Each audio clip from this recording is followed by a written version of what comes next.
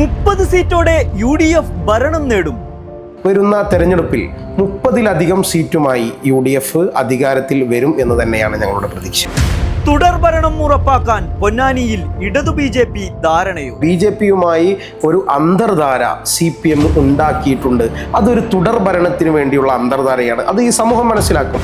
10 വർഷത്തെ നഗരഭരണത്തിന് പ്രതിപക്ഷത്തിന്റെ പച്ചക്കൊടിയും.